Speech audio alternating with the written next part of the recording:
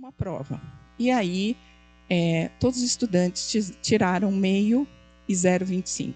E aí ele se sentiu um péssimo professor. Pelo menos ele teve a humildade de perceber que o problema era ele. E aí ele passou a se dedicar a entender como que acontece esse processo de aprendizagem. Ele foi se aprofundando nisso daí.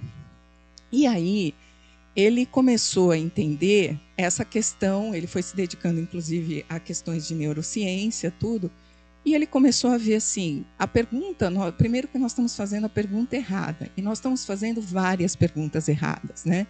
Porque muitas vezes nós conhecemos muito do conteúdo, mas as perguntas ficam superficiais, e as perguntas mais complexas são apresentadas nas provas. E aí, os estudantes acabam muitas vezes tendo muita dificuldade. Mas por quê? Porque nesse percurso sobre o qual nós estávamos falando anteriormente, nós não aprofundamos isso. Nós fizemos algo bem superficial, porque nós tínhamos muitas entregas, e quando chega na prova, que nós tivemos mais tempo para elaborar perguntas e tudo mais, aí nós queremos aprofundar. Só que aí ele tem um período curto para poder responder. Então, o que é importante nós trabalharmos atividades, né? E aqui falando exatamente de como se ensina e como se aprende, atividades durante esse percurso que permitam que esses estudantes compreendam de uma forma melhor, né? De uma forma mais clara, de uma forma que faça sentido para eles. Tanto que, enquanto nós estávamos, a equipe toda, olhando para o documento e elaborando, foi muito interessante, porque em vários momentos a gente fala, está fazendo sentido? E é importante, essas perguntas são importantes, por quê? Porque quando a dúvida existe, significa não que você não explicou bem, mas que ele começou a raciocinar em cima daquilo que você está falando, tá certo? Então, a dúvida é um sintoma positivo de que ele começou a refletir sobre aquilo, né? Então, é por isso que é importante nós fazermos esse tipo de exercício. Várias vezes nós falamos assim, nós temos que adaptar a linguagem, né? Tem aquela questão do Piaget, da assimilação, acomodação, tem a questão da gestão comunicacional, né? O que acontece? Dependendo do enunciado, dos termos que nós usamos, esse estudante, cada um vai entender de uma forma, né? Vários de vocês já devem ter visto nas redes sociais algumas provas que o professor fala, mas olha o que o estudante respondeu aqui. Quando nós vamos ler a pergunta e nós vemos a resposta, se nós formos mais analistas, né, e formos mais a fundo, o que acontece? A gente percebe que nessa resposta, que parece ser muito fora do escopo, que o estudante está mostrando ali a partir do contexto dele. E que muitas vezes isso não foi considerado. Então, é muito importante nós olharmos para essas questões e para o processo comunicacional para que nós consigamos, de fato, atingir esses estudantes. Aqui, eu gosto muito, eu tenho estudado muito neurociência a partir da doutora Suzana Herculano Hausel. Ela é uma carioca brasileira e, por isso, tem vários autores hoje, especialistas, mas eu gosto da Suzana por alguns motivos. Primeiro, porque ela é brasileira, ela é mulher, né? E ela é conhecida internacionalmente por uma pesquisa que ela fez, que ficou muito famosa, que impacta diretamente a nós, educadores, que é sobre a comida cozida. Ela descobriu, na pesquisa dela, que ela fez, se não me engano, mestrado nos Estados Unidos e o doutorado na Alemanha, que a alimentação cozida, só a partir do momento que o homem começou a se alimentar de comida cozida, é que o cérebro do ser humano começou a evoluir da forma como ele é hoje. Então, esse também é um dos motivos pelos quais eu gosto muito da Suzana, da doutora Suzana. E a Suzana, ela tem se dedicado muito à compreensão do processo de aprendizagem do adolescente. Então, eu gosto muito dessa colocação dela, até porque me lembra muito as frases de muitos pais e alguns professores, vamos dizer assim, porque este aborrecente, né, que me dá dor de cabeça, que só me dá trabalho e tudo mais. E ela fala assim, porque quando você começa a entender o cérebro do adolescente, nós começamos a perceber que tem a questão dos hormônios, mas ele está passando por um período de transformação do cérebro. E que ele precisa de alguns estímulos específicos externos para desenvolver esse cérebro dele, desenvolver áreas do cérebro dele. Então, e que muitas vezes os comportamentos dele têm a ver não só com esses hormônios, mas principalmente com essas transformações. E que quando nós começamos a olhar para o comportamento desse adolescente de uma outra forma, trabalhando essas provocações, a gente começa a ter outros resultados, tá? Aqui eu trouxe para a gente olhar um pouquinho essa questão das partes do cérebro, né? Uma das coisas que é importante a gente olhar durante essa fase de transformação do cérebro da idade infantil para o adulto é a questão dos estímulos das diferentes áreas do cérebro, tá certo? E é muito interessante porque nesse período o que acontece? Acontece uma redução da velocidade das sinapses.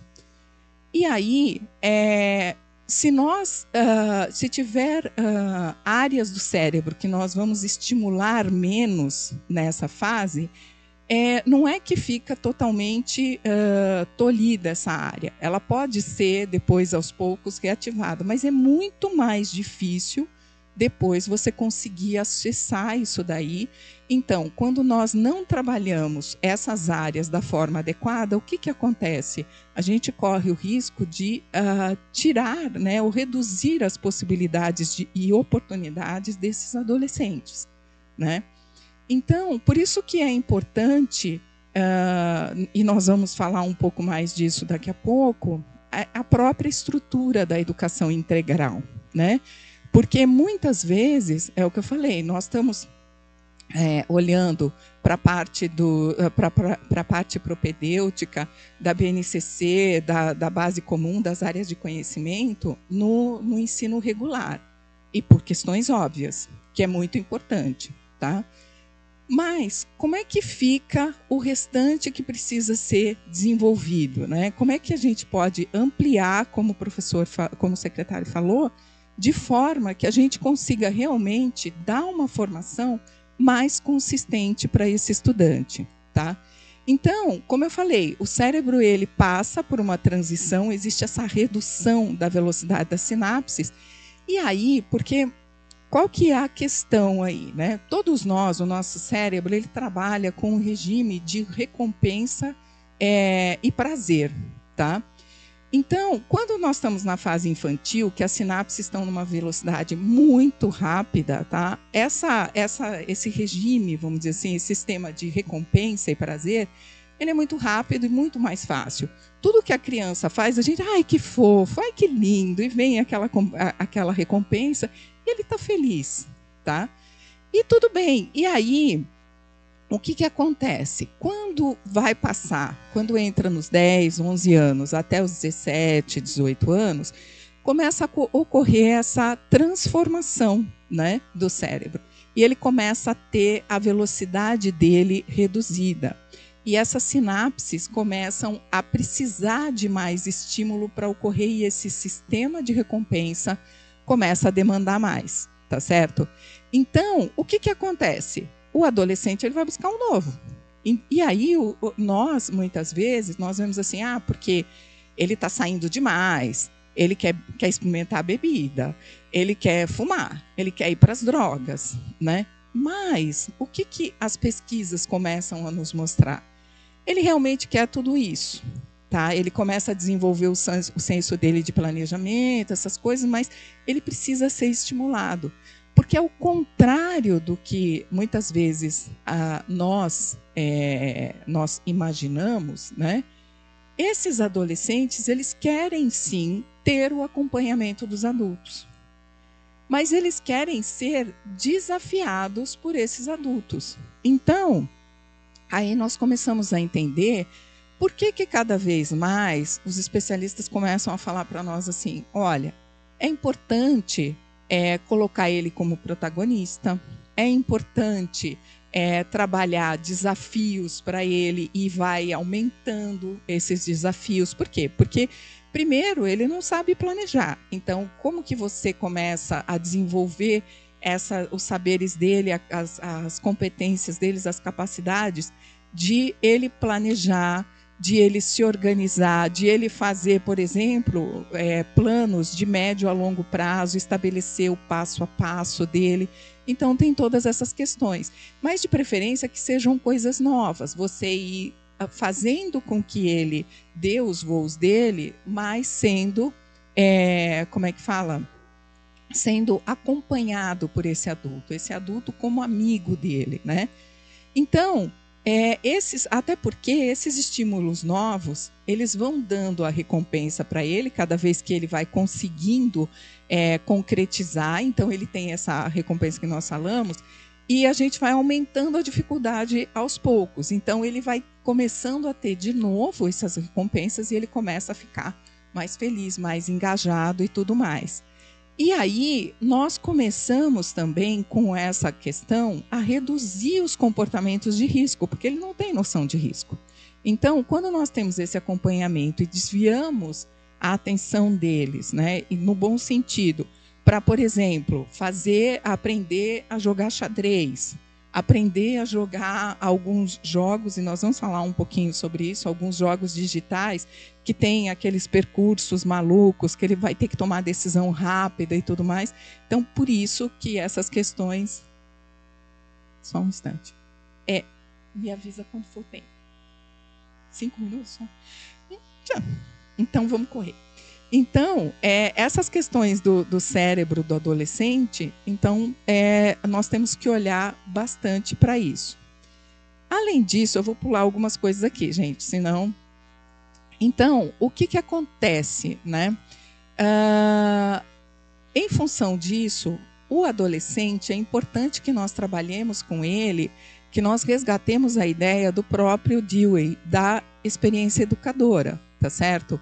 Então, o que é isso? Para que ele vivencie dentro da escola o desenvolvimento de saberes, tá? Ligados à prática, mas também ligados às situações reais do dia a dia dele, para que ele faça a conexão, né, desses saberes com o dia a dia deles. Muitas vezes eu converso muito com os professores e os professores me falam assim, mas tudo que a gente aprende dentro da sala, muita coisa que a gente tem que trabalhar com os estudantes, não serve para nada, os estudantes reclamam.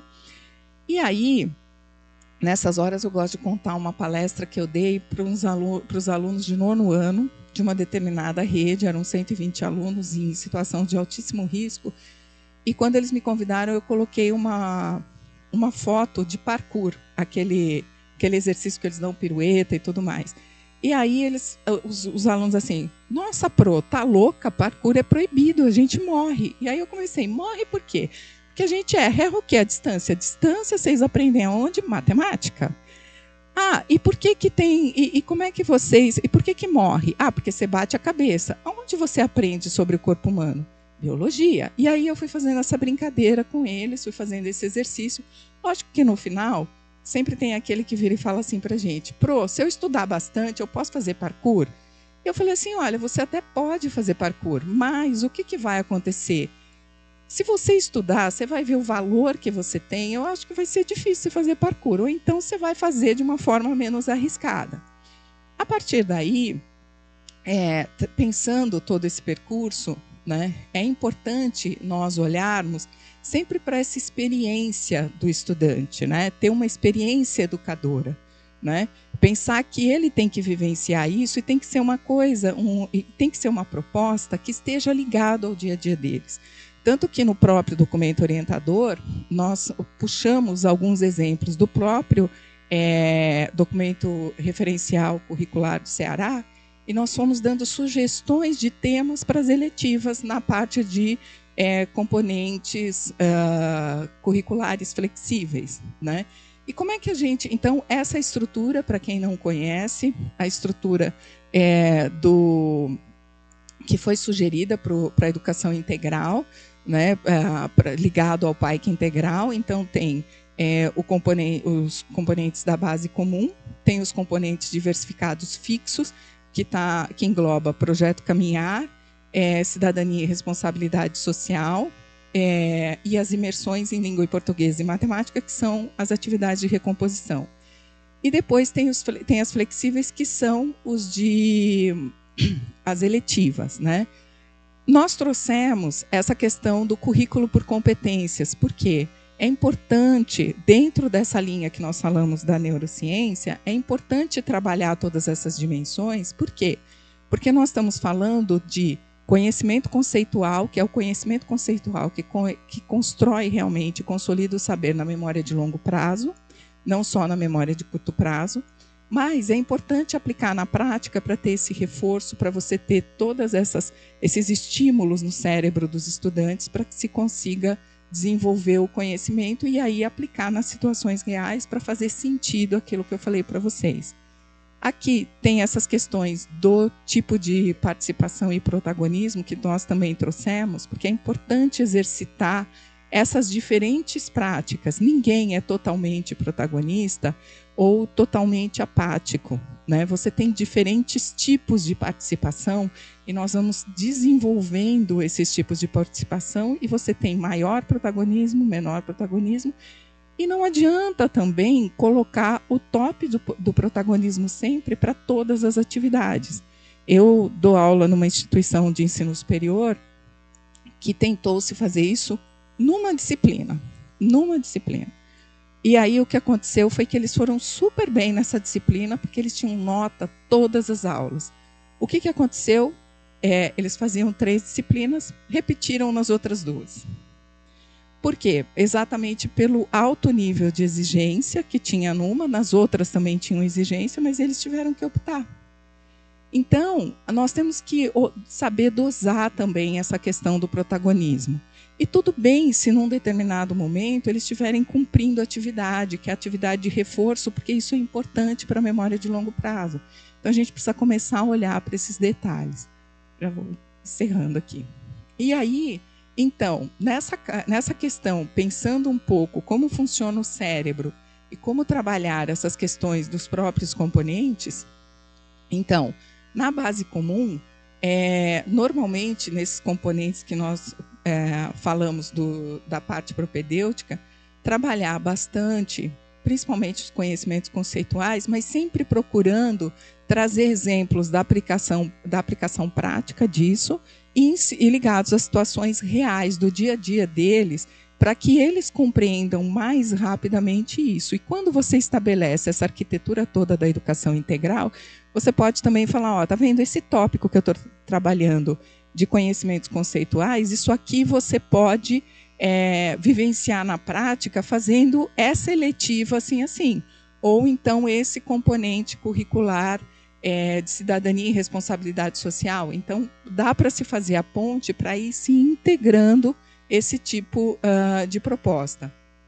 No projeto Caminhar, ele trabalha principalmente as competências gerais.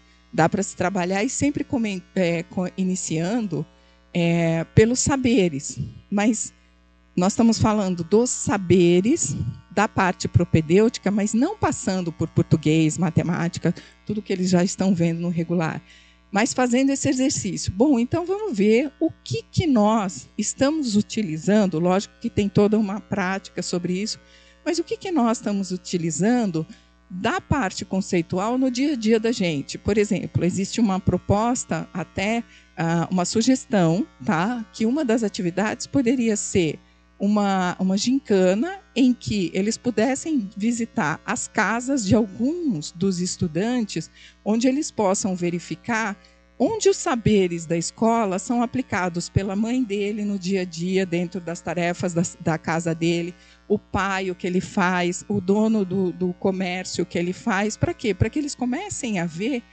a real importância de todos os saberes que eles estão tendo. Aí tem as questões de identidade, de valores e tudo mais, que aí é outra parte. Então, tudo isso é feito de forma integrada, olhar as relações e olhar também as contribuições, né?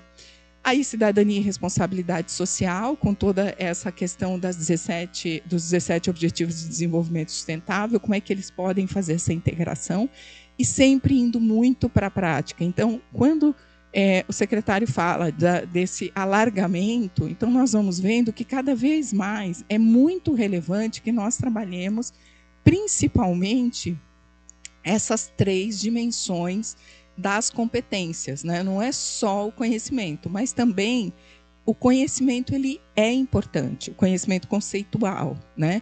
Porque quando teve essa transição da BNCC e veio a pandemia, essa formação ficou um pouco prejudicada e muita gente foi muito para habilidade e muitos professores ficaram assim, não, mas o que eu faço agora com os conceitos? Não, continua tendo. Né? Porque nós vínhamos de um modelo mental conteudista e nós temos que passar para esse modelo de currículo por competências. Então, eu vou encerrar aqui, até porque daqui a pouco, né, eu tinha calculado uma coisa, mas eu vou encerrar com essa parte, por quê? Porque aqui mostra, né, que tipo de sala de aula nós tínhamos e ainda temos, e essa outra sala de aula de que os estudantes gostam tanto. Uma última coisinha antes de passar, que é essa questão do protagonismo, que também é muito importante, quando nós falamos de cultura, né, também nessa parte de educação integral. Só para vocês terem uma ideia do que é pensar eletiva e pensar todas essas questões, né? Tem um professor de uma região perto de Campina Grande, que ele ganhou, inclusive, o prêmio Tivita. Por quê? Porque ele está trabalhando a parte de ciências da natureza a partir da cultura pop. Então, o primeiro desafio que ele deu para os estudantes foi para que eles entendessem por que no filme Os Vingadores, o Thanos quer matar metade de todos os seres do universo, né? E aí os estudantes começaram a se animar, poxa, os Vingadores, mas o que tem a ver com ciências da natureza? Então, vejam que isso está no nosso dia a dia, só que a gente focou tanto nos conteúdos, nós adultos, que nós nos esquecemos dessas ligações. Então, é importante nós olharmos para o nosso dia a dia, o nosso entorno, e verificarmos o que está ligado. Certo, professor? Eu vou parar. Obrigada. Nós que agradecemos imensamente receber os aplausos. Obrigada, gente. Suas contribuições. Acho que tem 2 palavras muito fortes assim que você traz para a gente, né? Como experiências educadoras. Esse jovem que nós queremos formar é uma escola onde os jovens tenham experiências educadoras. A palavra experiência tem que estar no vocabulário da escola em tempo integral. Os meninos precisam colocar a mão na massa, precisam experimentar. Porque ficar 8 horas só sentado, eles não vão gostar da experiência. Então, a experiência educadora. E o jovem que queremos formar nessa escola, que você traz aqui também, professora, é a palavra que a gente pode resumir como autonomia cognitiva. Está mais do que na hora de que a escola promova uma autonomia cognitiva aos estudantes, que eles saibam buscar sozinhos, sejam capazes de buscar sozinhos nesse turbilhão que é a internet, que são os meios digitais, não é? Acho que é isso. Então agora, continuando essa caminhada, vocês precisam cuidar, estamos falando de cérebro, né? O cérebro, quando ele passa ali já meia hora na mesma frequência, dá uma dormidinha, né? Assim ele dá. Então, vamos agora começar chamando nossa Maria Lúcia Voto. Ela vem trazer para nós o tema Educação Integral e o Desenvolvimento das Competências Socioemocionais. Ela é gerente de conteúdo e articulação do Instituto Ayrton Senna, formada em Pedagogia e Ciências Biológicas, especialista em formação de formador e em gestão de risco. Bem-vinda. Muito obrigada pelo convite da SEDUC. Vocês estão me ouvindo bem? Obrigada por eu poder participar assim, com pessoas tão, né, especiais, com tanto conteúdo, tanto aí como aqui também. Eu sou da sala de aula, então eu lá no Instituto eu sou de uma gerência que é aquela gerência coringa, sabe? Que a gente é tanto conteúdo como articulação, que é a que gosta de estar no chão da escola, olhando para a escola. Então, sempre que eu vou pensar alguma coisa, eu brinco que eu tiro a minha capa ali de instituição e coloco a minha capa de escola e penso realmente o que eu acho que funciona para a escola.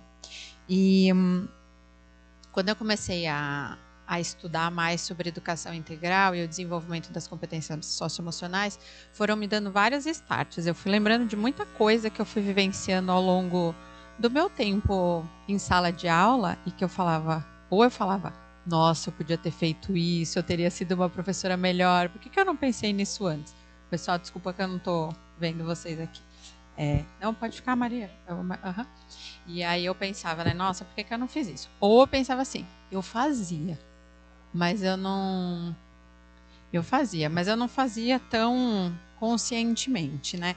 Então, acho que a primeira dica é a gente poder levar isso para os professores não terem o mesmo pensamento do que eu, né? Eu podia ter feito, poxa vida.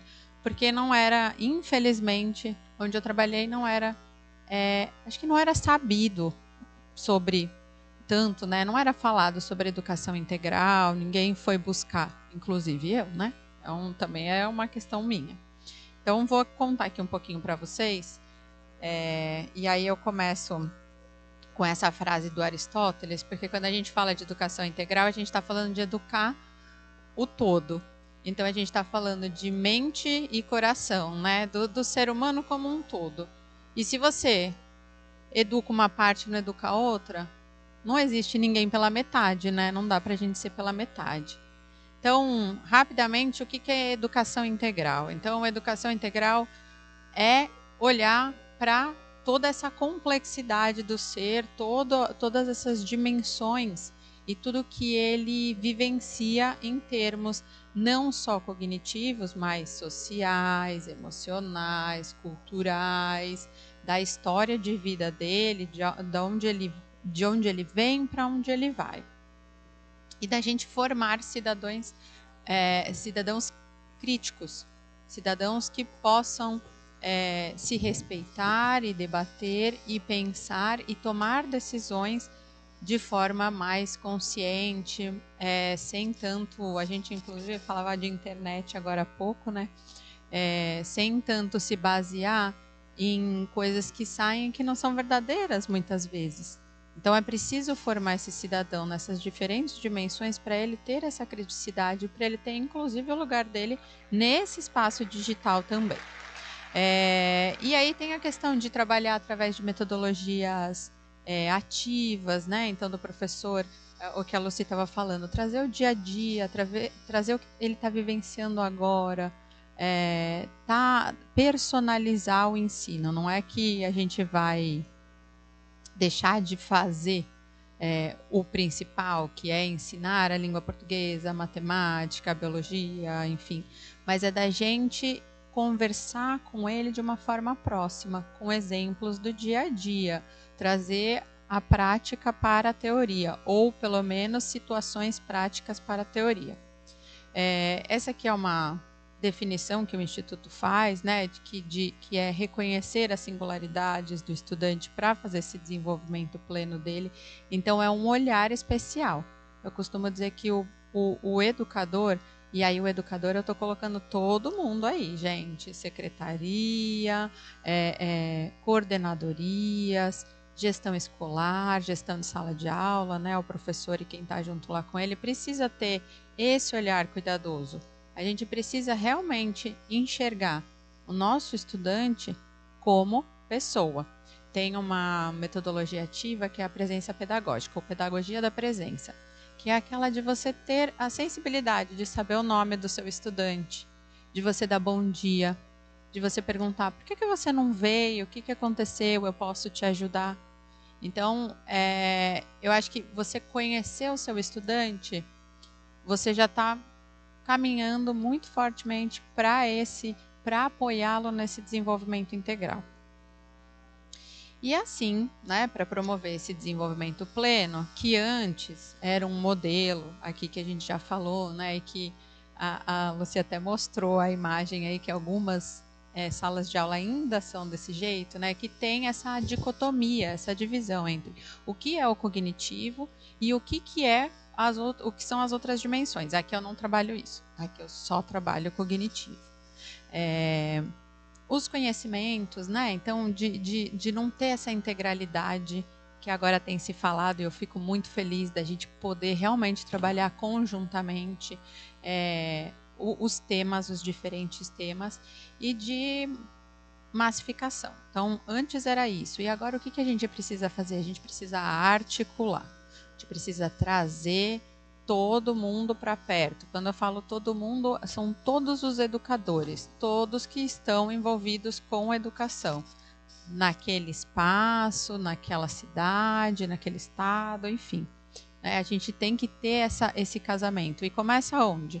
Começa pelo professor ali. E a gente precisa ajudar esse professor. Tem muitos professores, como eu contei da minha experiência, que não sabem como fazer, que às vezes nem pensaram sobre isso. Então, a gente poder levar isso para eles, quem está na gestão, poder levar isso é muito importante. Poder acompanhar, né? Hoje de manhã o Ricardo Henriques falou da questão do acompanhamento, de estar junto, de fazer um plano e de colocar esse plano em ação, que é importante monitorar, que alguns professores não se sentem confortáveis, não gostam. Mas é porque talvez eles nem entendam da importância disso. Da gente tirar a questão do avaliar e monitorar como um processo de punição. Exatamente, é como se a gente estivesse ali para dizer se está fazendo certo ou errado. Não, a gente está ali, quem está ali é para ajudar, é para poder pensar junto, replanejar, recalcular a rota. Então, acho que esses são pontos importantíssimos. Consequentemente, a gente consegue apoiar muito mais esse jovem a planejar o futuro dele, olhando para o que ele já viveu, para o que ele está vivendo e para o que ele quer lá na frente. Então, é questão de fazer escolhas mais conscientes. Mas como promover, né? Porque a gente fala e parece tudo muito fácil. Mas como que a gente faz isso? Então, lá no Instituto Ayrton Senna, a gente teve fases, né? Primeiro a gente trabalhou, logo que o Instituto começou, esse ano está fazendo 30 anos, que vai fazer a morte do Ayrton vai fazer 30 anos, o Instituto começou com ele, né, pensando sobre isso, e a irmã dele que colocou em prática. Então, nesses 30 anos, o Instituto ficou 10 anos falando bastante sobre a parte cognitiva, sobre a alfabetização. Como que a gente podia fazer para potencializar a alfabetização? Foi muito legal, a gente tem esses projetos até hoje, eles estão sendo implementados, muitas secretarias que já implementaram, que já caminham sozinhas.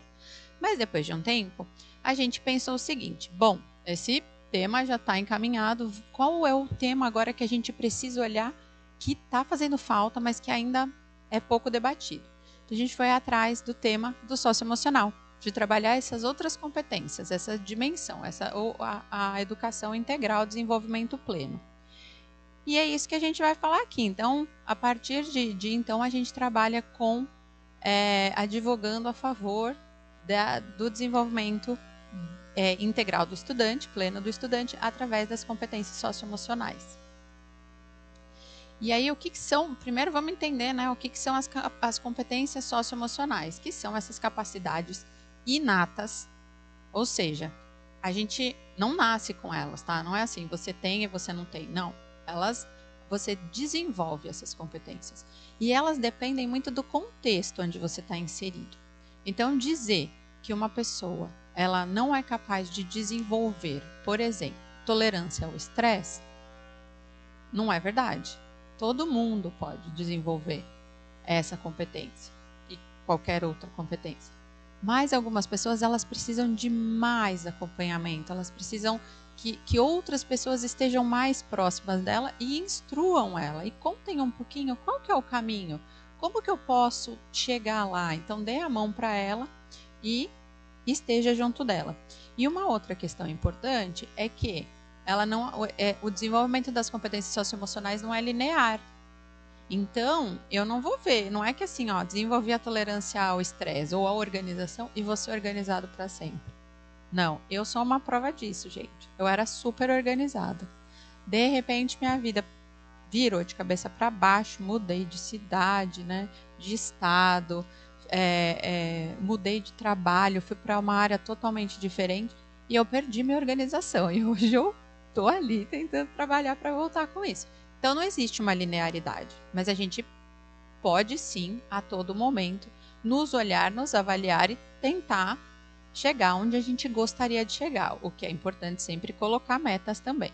Então, em resumo, as competências socioemocionais são essas capacidades que estão relacionadas a pensamentos, sentimentos, comportamentos, atitudes e que não são inatas e que a gente pode desenvolver ao longo da vida e não são lineares.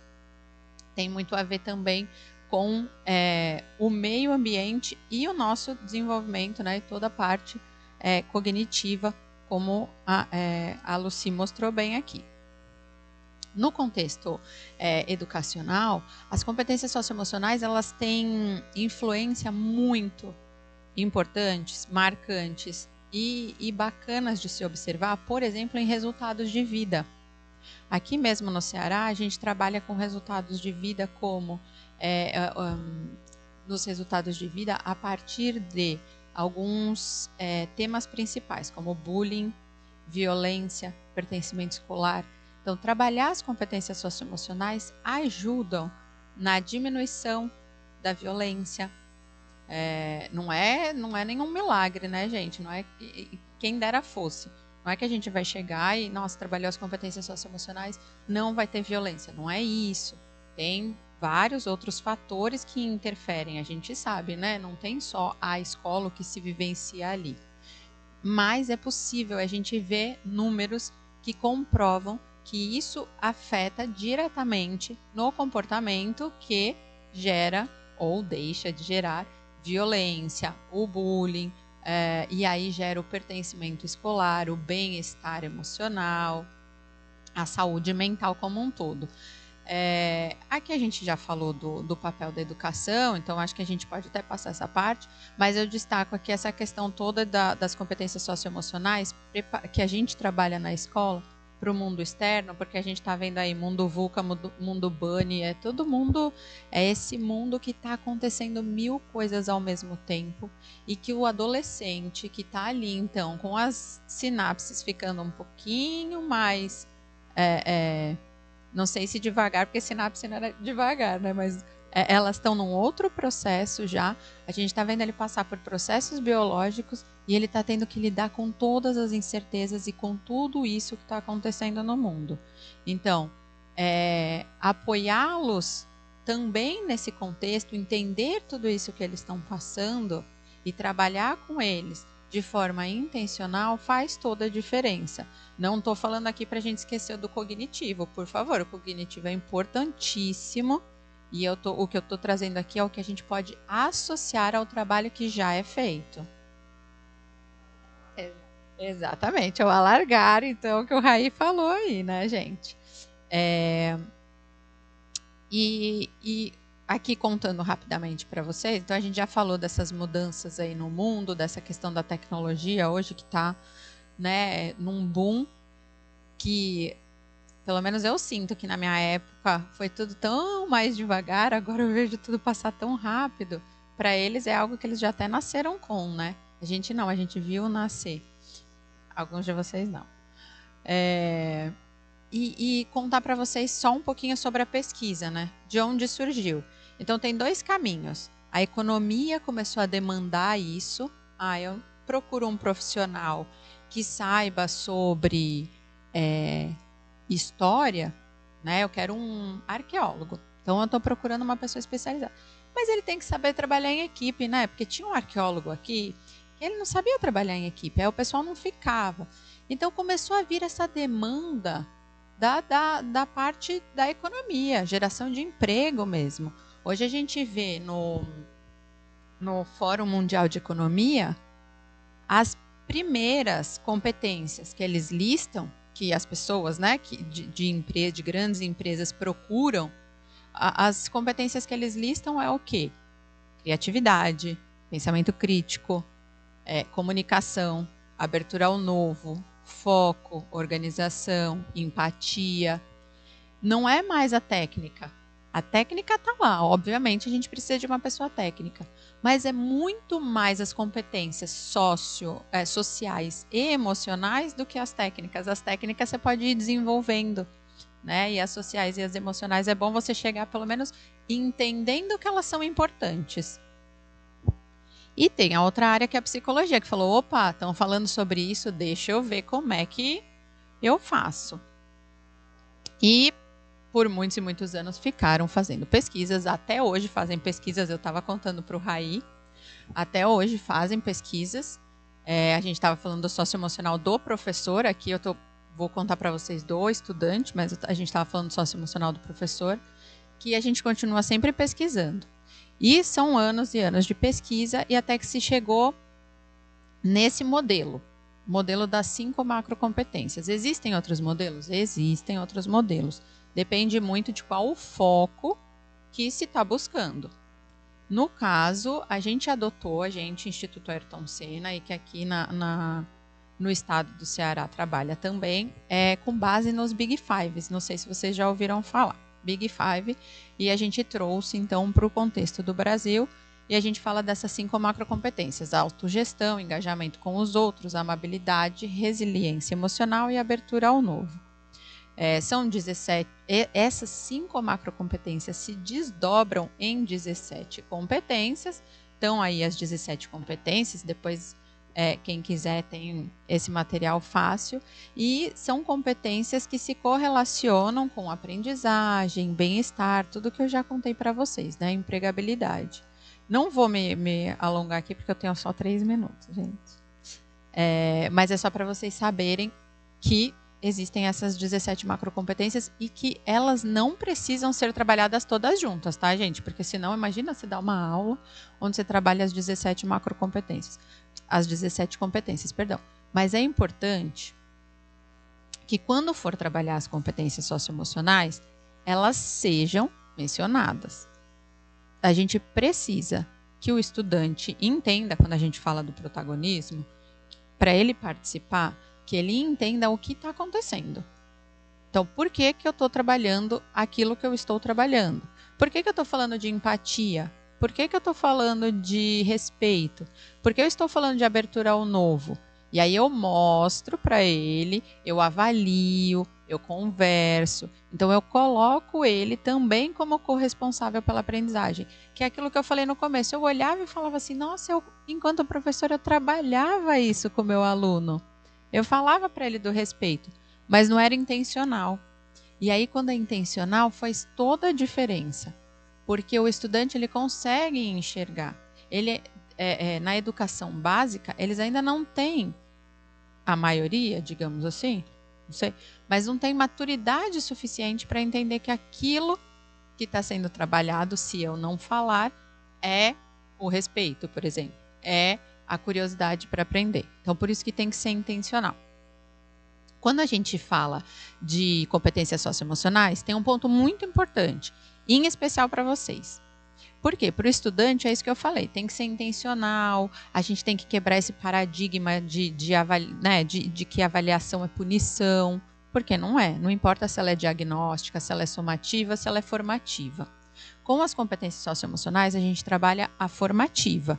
Então, é uma autoavaliação, ele faz uma autoavaliação, é uma avaliação do processo, né? É o meio, não é aquela avaliação final. Não tem um peso de nota. Mas é importante que ela exista também.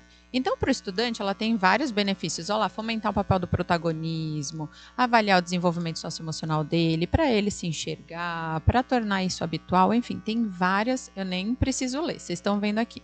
Mas o importante é para a gestão. É para a gestão da sala de aula, é para a gestão da secretaria, para a gestão da escola. Precisa monitorar e avaliar o processo. Como que eu vou ajudar o meu professor? Como que eu vou ajudar o meu estudante se eu não avalio isso, se eu não olho os resultados? Então, eu preciso olhar os resultados. Os meus estudantes, por exemplo, aqui com a secretaria, eles aplicam as rubricas. Eu vou passar aqui para vocês poderem ver. Eles aplicam as rubricas, né? Então, cada série tem entre 5 e 6 competências socioemocionais trabalhadas. Depois eu posso explicar, quem tiver interesse, como que são determinadas essas competências, mas aí eles aplicam 2 vezes por ano e geram um relatório. E esse relatório é para tomada de decisão. Então eu pego esse relatório, a secretaria tem esse relatório, a escola tem esse relatório, o professor tem esse relatório. Ele recebe e fala: opa, minha turma aqui, ela está precisando trabalhar mais o foco. O que eu vou fazer para ajudar ela para trabalhar com o foco? Então, é preciso fazer monitoramento, tá, gente? Monitorar e avaliar. Senão, o trabalho, ele fica um trabalho que você não tem, você tem uma foto só, mas você não tem o filme. Você só tem aquele pedacinho. Mas o que aquilo quer te dizer? Né? A gente já tem algo, quanto ao cognitivo, quando a gente fala do cognitivo, a gente já tem isso bem estruturado. Agora a gente precisa estruturar para essa parte do socioemocional, olhando para a formação integral. Só para terminar, como que o Ceará está trabalhando, que eu falei tanto aqui, a gente tem trabalhado, né? Desde 2008 o Ceará fala da educação integral. Então o Ceará é um pioneiro nessa questão. É modelo inclusive fora. Na OCDE, sempre que a gente tem algum estudo, eles pedem para que seja feito aqui, porque já é um lugar onde eles sabem que acontece e que a gente pode tirar bastante lições, né, onde a gente vai ter diferentes resultados. Então, desde 2008 é trabalhado com o projeto Professor Diretor de Turma. Em 2018, eles incorporaram o material produzido pelo Instituto Ayrton Senna. E em 2022 eles universalizaram para todas as escolas de ensino médio do estado. Tem também essa mesma proposta para os ensinos, para a educação de anos iniciais e finais do Fundamental 2, mas aqui no estado a gente trabalha hoje com o ensino médio. Então é isso. Acho que deixo aí como o recado para alargar, respondendo a pergunta do Raí, o trabalho com as competências socioemocionais para o desenvolvimento integral desses estudantes. Obrigada. Deus aplausos para nossa querida Maria Lúcia. Obrigada. Maria Lúcia, é tão importante você trazer isso, a educação, as competências socioemocionais como resultado de vida. Quantas vidas a gente pode preservar trabalhando, cultivando as habilidades socioemocionais, as competências socioemocionais. Muito obrigado. E você traz aqui alguns elementos que são importantes para a gente conversar um pouquinho. Ela trouxe personalizar o ensino como uma estratégia para a gente desenvolver as competências socioemocionais. A importância da pedagogia da presença. A atenção é algo tão raro, está cada vez mais rara, não é? E as crianças estão com uma atenção muito voltada às telas. E aí a gente precisa, enquanto escola, como é que a gente trabalha isso? Aí você traz a questão do protagonismo. E você trouxe um elemento que o professor Ricardo Henriques trouxe também, que é o professor como técnico. Quer dizer, o professor precisa de um bom técnico. Toda seleção, por mais a seleção brasileira, por exemplo, precisa de um técnico. São os melhores jogadores, mas precisa de um técnico. E quem é o técnico do professor? O técnico de todos os professores é o coordenador pedagógico. Então, quando os professores virem o coordenador pedagógico como o seu técnico, é nesse momento que a gente vai dar um salto. Mas a gente ainda precisa fazer essa virada de chave aqui no Brasil. Então, agora vamos continuar aqui como que a gente faz uma escola com um espaço de educação em tempo integral com a minha querida Maria José Medeiros. Ela vem trabalhar o tema sensibilidade pedagógica para os anos finais, entender como se aprende para saber como se ensina. Olha que bonito isso. E ela tem uma vasta experiência na gestão pública, com 20 anos de atuação na área da educação. Tem muito grande o currículo. Depois vocês pesquisem mais sobre a Maria José. Com você, querida. Boa tarde a todas, boa tarde a todos. Muito obrigada pelos aplausos. Eu quero saudar aqui o secretário que está mediando aqui a mesa, cumprimentar de maneira cordial as minhas companheiras aqui, não é? Nós estamos com esse baita desafio, vocês estão me ouvindo, né? Bem, muito bom. Com esse desafio de tratar com vocês um tema que é muito importante, não é? Dado o contexto do seminário Educação Básica no Ceará, o documento que foi publicado hoje, vocês sabem que pernambucano adora ser maior, melhor. Aí eu vou dizer, essa mesa muito provavelmente é uma das mais importantes do evento, não é? Vocês concordam? Dado o alinhamento com o documento que foi publicado, então estamos aqui com esse desafio de falar para vocês sobre a escola como espaço de promoção de educação integral. Eu vou fazer 2 pequenas correções aqui, muito necessárias. Assim, primeiro é que eu sou só Maria Medeiros. Quem ainda não me segue no Instagram, comece a me seguir, Maria Medeiros PE. E a outra coisa é que esse tema que o secretário falou sobre sensibilidade foi o tema de Lucy. Ela já deu conta dessa parte, tá bom? E eu vou falar do tema indo ao encontro do jovem que queremos formar. Mas é o script do secretário, já vou logo defendendo ele. O script do secretário é que realmente está com os temas trocados. Muito bem. Eu vi que meu coleguinha da mesa do lado, ele fez uma coisa que eu achei muito legal. E aí eu vou modelar, não é? Eu vou copiar. Porque, assim como o cérebro do adolescente, ele brisa, não é? Os neurocientistas, eles falam que tem um momento, brisar é assim, você está concentrado, você está com foco, mas brisou. Então, você deu uma voada e pensou e saiu ali da sala de aula, então o cérebro da gente também brisa. E aí, para vocês ficarem concentrados e conectados, assim, nessa reta final do nosso bate-papo, eu queria pedir que a gente ficasse de pé, não é? Para a gente poder dar uma esticada, né? Então, assim, pode se espreguiçar. Aproveita. Eu não sei se você conhece o coleguinha do seu lado. Se você conhece, já dê um abraço. Se não conhece, se apresente e abrace. Não é? Porque aqui é a história da... Educação integral tem a ver com a dimensão da... Tem a ver com a dimensão da afetividade. Muito bem, vou me sentar para não tumultuar o evento. Pronto. Muito obrigada. Tinha muita gente com vontade de abraçar. Vocês perceberam? É isso. Eu vou falar para vocês sobre um movimento que é um movimento de estar em saída. Ir ao encontro não é ir de encontro, porque se a gente for de encontro, a gente vai acabar se chocando.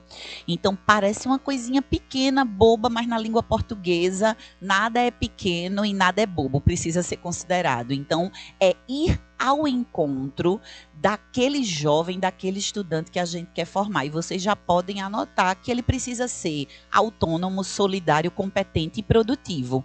Porque se você não responder a pergunta, você vai como ao encontro? Você vai de maneira desorientada. Então, assim, eu preciso saber onde nós estamos e onde nós queremos chegar. E, com intencionalidade pedagógica, movimentar todas as estratégias e recursos para atingir o nosso objetivo. Então, o primeiro ponto para a reflexão e para a anotação é: ir ao encontro do jovem que quero formar exige de mim, e vocês podem conversar isso na rede, no município, não é?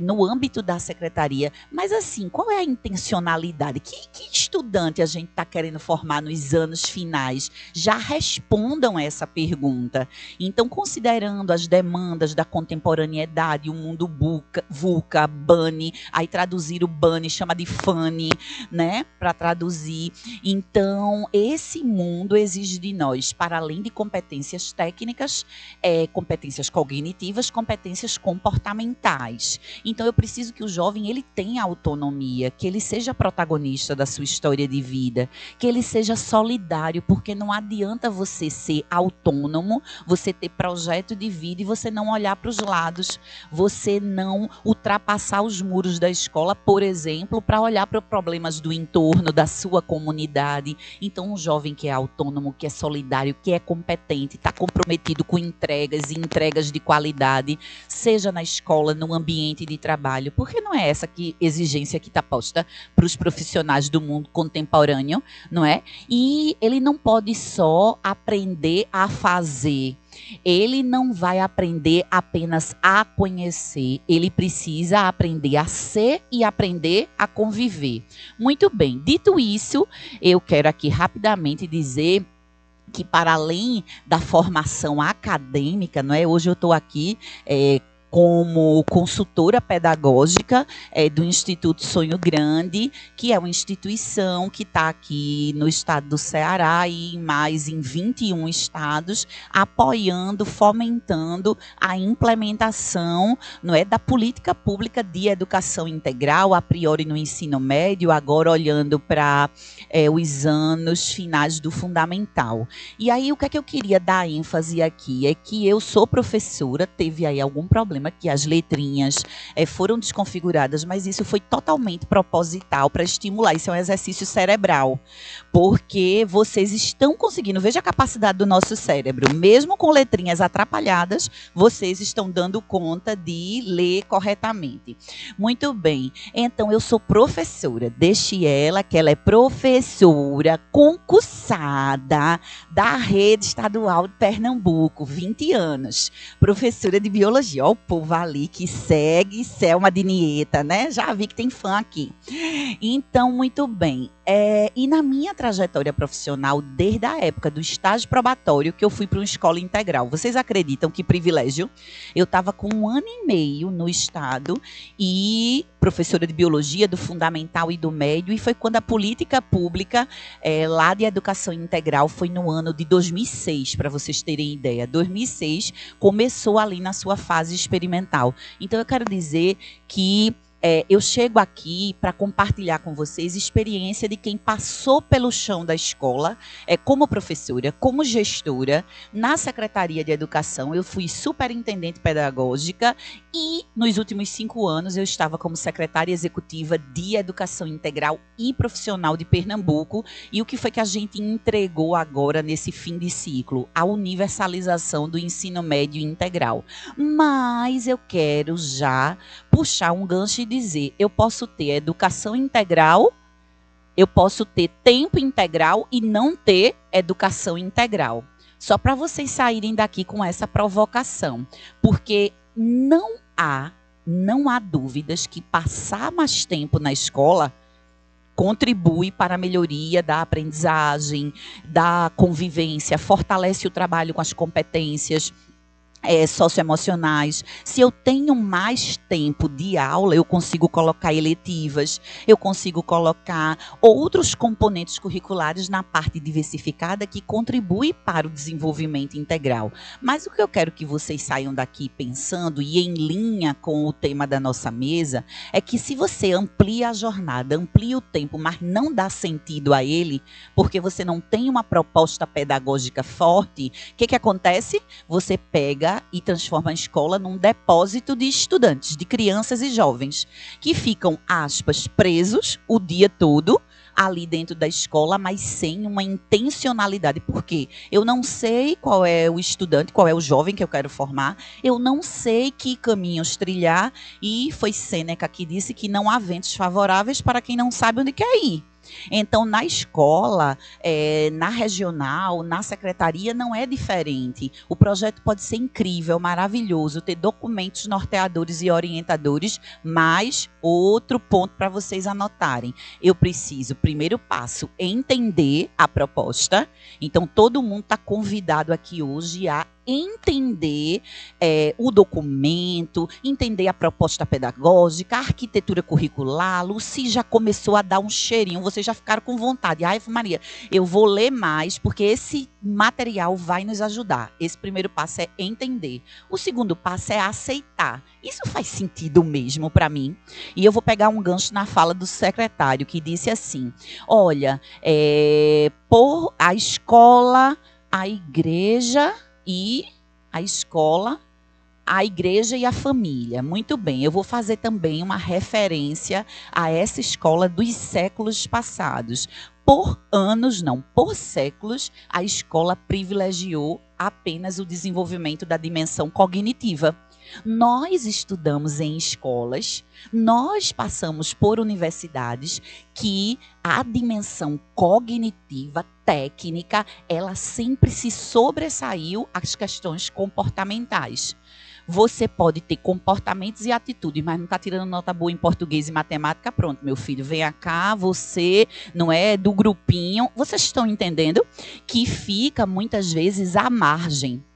Então, a perspectiva que eu quero trazer para vocês aqui, a partir da minha experiência, que tive minha vida impactada quando eu entendi a educação integral, não é que eu percebi que mais do que professora de biologia, eu era uma educadora comprometida com o projeto de vida dos meus estudantes, é que você primeiro precisa entender qual é o seu conceito de educação integral, porque a gente é fruto dessa construção. Não tem aqui chave de liga e desliga. Tipo assim, eu entrei aqui com uma concepção de educação, com uma teoria da aprendizagem. Eu tenho uma concepção de avaliação e sei que vocês também têm uma. Então, vocês precisam, e aí lá vem uma competência socioemocional, abertura para o novo. Flexibilidade. Eu preciso estar aberto a mudanças, porque senão vocês só estão olhando para a gente, fazendo anotação, e quando voltar para lá, tipo assim, eu entendi a proposta, mas será que eu aceitei? Será que isso que eles estão dizendo faz sentido mesmo? Será que eu quero testar para ver os resultados que nós vamos colher? Então, o primeiro passo é entender, o segundo passo é aceitar, e o terceiro passo, sabe o que é? Praticar. Então, você entende, você aceita, isso pode ser no caminho para casa, pode levar uns 2 dias, não é?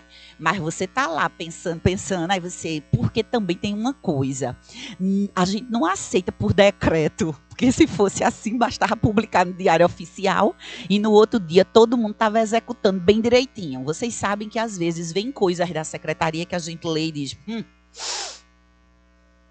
sei, vem tu fazer, né? Né? Eu sei bem, viu? Porque eu já tive dos 2 lados do lugar. Muito bem. E aí, então eu quero muito que vocês deixem cair no coração. Essa parte é toda sua. Toda sua. Tipo assim, meu Deus, qual é o conceito de educação integral? Esses que estão apresentando aí para mim, tudo isso que está sendo apresentado faz sentido? Eu acredito numa escola que, para além da dimensão cognitiva, enxerga o estudante na sua inteireza e complexidade de pessoa. Agora, olhe para mim, não pisque seu olho não, para você não cochilar. O professor, pedagogo mineiro Antônio Carlos Gomes da Costa, ele disse que para a gente tratar com um adolescente, a gente precisa deixar a nossa janela da infância e da adolescência aberta. Então, se você quer executar essa proposta com qualidade, você tem que pensar e se conectar com você mesmo quando você estava naquela fase. No seu período dos anos finais, o que você passou, quais foram os dramas. Eu tive o privilégio de ser sempre uma aluna abaixo da média. Eu tive esse privilégio. Durante toda a minha trajetória escolar, eu nunca fui, não era na média, eu era abaixo da média. E a luta lá em casa foi muito grande para eu conseguir concluir cada etapa da educação básica, não é? Eu me lembro que na minha formatura, antigamente, da 4ª série, né, que hoje mudou, é por ano, mas na 4ª série, que é 5º ano, manhã disse, me formei. E isso ficou no meu juízo. Eu disse, oxe, manhã, mas fui eu que estudei. Ela disse, você não, quem estudou fui eu. Porque manhã me levava pela mão de tão trabalhosa que eu era, preguiçosa. E eu quero dizer para vocês que assim foi até o ensino médio. Pronto, tá aí, vocês viram meu currículo. Então tem jeito, não é? Tem jeito.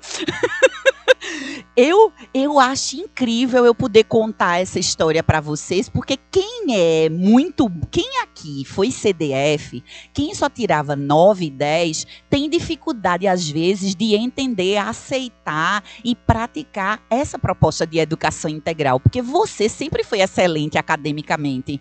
Então você acha que esse é o modelo. Só que você esquece que tem um esportista, tem a menina e tem o rapaz que é da cultura, da arte, e que todas essas inteligências múltiplas, tá lá a Gardner falando sobre isso pra gente, elas precisam encontrar espaço na escola.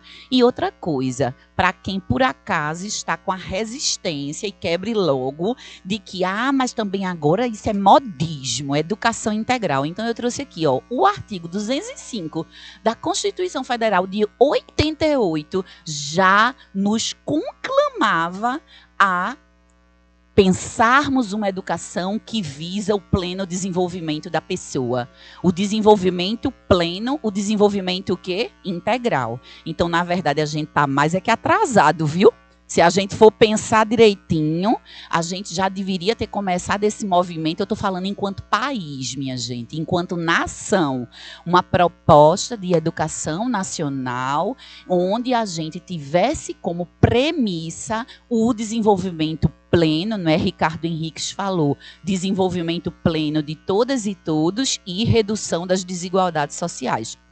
Se a gente trabalha com a estratégia mais poderosa para reduzir desigualdades sociais e ano após ano o Brasil continua sendo um país marcado por profundas desigualdades sociais, tem alguma coisa aí que precisa ser ajustada, alguma rota que a gente precisa corrigir. E que tal a gente começar a pensar como caminho, como estratégia, como possibilidade, uma educação integral, não é?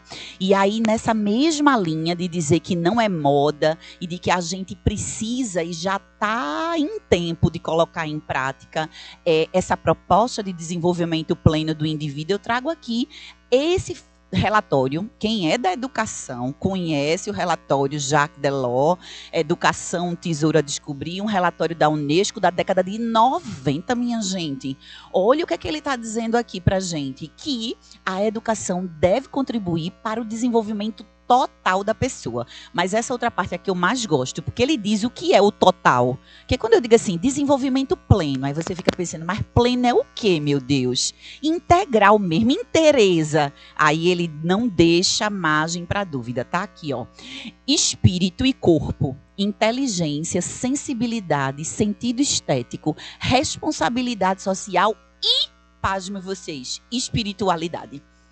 Então, quando a gente estava lá na década de 90, olhando para o século, não é? Para os anos 2000, século 21, alguém estava dizendo, gente, não é só mente, é corpo, não é somente corpo, é espírito, tem que transcender, tem que trabalhar para além, não é, das competências cognitivas, algo que considere, por exemplo, o sentido estético. Quem aqui na escola não precisa responder não para não criar constrangimento, mas quem aqui na escola no ensino fundamental, anos finais, ou no ensino médio, aprendeu a fruir arte? Porque eu mesmo não aprendi. Agora isso depois de adulta, você parar de frente de um quadro de Van Gogh para fruir, dói, né? Você fica, como é que faz isso? Como é que eu vou fruir a arte? Porque é muito chique, mas não me ensinaram isso na escola. Também não me ensinaram que a música clássica, você sabia que música clássica tem um impacto no nível de neurônios, no nível cerebral. Eu vim ouvir música clássica quando eu estava estudando sobre comunidade de aprendizagem, nas tertúlias musicais. E aí, a primeira vez que fizeram uma tertúlia musical, que botaram uma música clássica que desfecha os olhos, dá vontade da gente o quê? Rir. Né não? Porque a gente não tem o hábito. Então, a gente não está acostumada a trabalhar na escola. Vamos trabalhar o sentido estético, o belo, a arte. Vamos trabalhar com os meninos a dimensão da transcendência. E como é que eu transcendo? Às vezes é vendo um pôr do sol. Aprendendo a parar. Minha gente, vamos respirar. Vamos fazer um exercício aqui junto, vamos apreciar, não é? Às vezes, muitas escolas aqui estão em locais difíceis, de comunidades, periferias, atendem um público de nível socioeconômico baixo e muito baixo, e que a escola é esse lugar de suspiro, é o lugar de respirar, de fruir a arte, porque na família eles não têm isso. Muito bem, agora para terminar, eu quero dizer que a educação integral que a gente trabalhou e ainda trabalha lá no estado de Pernambuco está ancorada na bibliografia do professor Antônio Carlos Gomes da Costa. Vale a pena conhecer. E aí eu fiz uma provocação. Eu posso ter tempo integral e não ter uma educação integral. Maria, e como é que eu faço? Como é que vocês fizeram? Pronto, lá em Pernambuco a gente decidiu que a gente ia adotar essa proposta de educação interdimensional.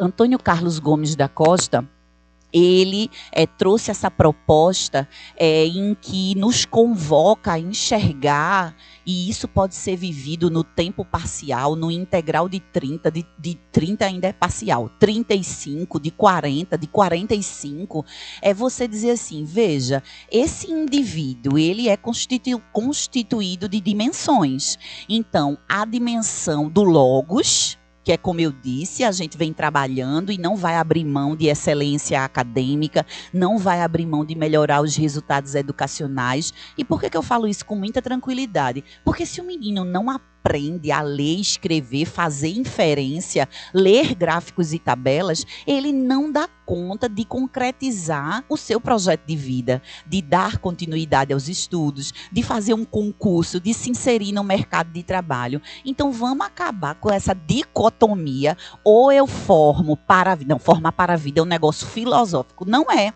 A vida da gente não inclui o trabalho, não é? Inclui o trabalho. A vida da gente não incluiu passar pela universidade, não? Incluiu. E por que na vida dos meninos a gente não está numa escola que está olhando para o menino saber português, matemática, ciências, história, biologia, enfim. Então não é para abrir mão disso, pelo amor de Deus.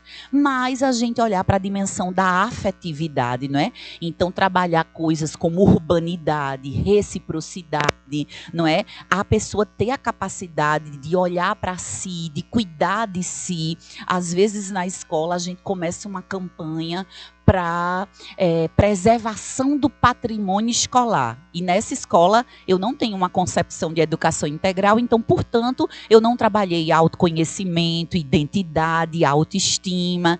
O menino está se mutilando. Ô, minha gente, olhe para mim aqui um minutinho e responda. Se o menino não se ama e tem problemas de baixa autoestima, se ele está se automutilando, você acha que para ele essa campanha de preservação das carteiras escolares, preservação das portas do banheiro faz algum sentido? Porque tudo começa em mim. Autocuidado, que é isso também que Antônio Carlos Gomes da Costa traz. Autocuidado para a prática do altercuidado, de ir ao encontro do outro. Então vocês estão entendendo por que uma escola precisa ser de educação integral, promover uma educação integral, para que a gente possa promover a formação de um indivíduo que ele também reflete sobre grandes indagações existenciais, de onde eu vim, para onde eu vou. Ele, não estou falando de religião, espiritualidade não é religião. E é isso que precisa ficar claro, a gente acabar com alguns receios, alguns medos de tratar esse tema na escola. E uma escola que se propõe a ser de educação integral também trabalha a dimensão do Eros, que foi como eu disse a vocês, que é da corporeidade. Então, só para vocês anotarem, quem deu um cochilo, quem o cérebro brisou, razão e emoção, né? Cognição, razão, emoção, afetividade, corporeidade e transcendência. Pronto, é essa a proposta aqui de maneira resumida. Então, a gente vai trazer o jovem, o estudante e seu projeto de vida. Anote isso, que essa parte daí vai mudar tudo. Pega o documento e traz o jovem e o seu projeto de vida para o centro das práticas educativas. E começa a executar tudo que está na proposta, sabendo que aquela execução tem como intencionalidade o desenvolvimento integral daqueles estudantes. Minha gente, é isso. Eu quero agradecer pela oportunidade de estar aqui com vocês e eu espero, do fundo do coração, que vocês entendam, aceitem e pratiquem o que está sendo proposto, muito pensando no impacto positivo que a gente pode causar na vida dos nossos estudantes. Eu vou reforçar esse entendimento que nós trabalhamos com a estratégia mais poderosa para mudar histórias de vida, com a estratégia mais poderosa para reduzir desigualdades sociais.